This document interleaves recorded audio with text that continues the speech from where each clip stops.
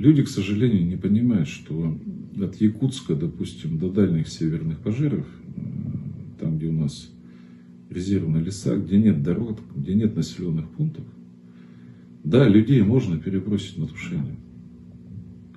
Но вертолет обратно не вернется, потому что топлива не хватит. Дилетанты почему-то, как по-другому их назвать, думают, что там у нас на каждом гектаре в тундре, полутундре, что ли, есть заправочные какие-то емкости, что ли.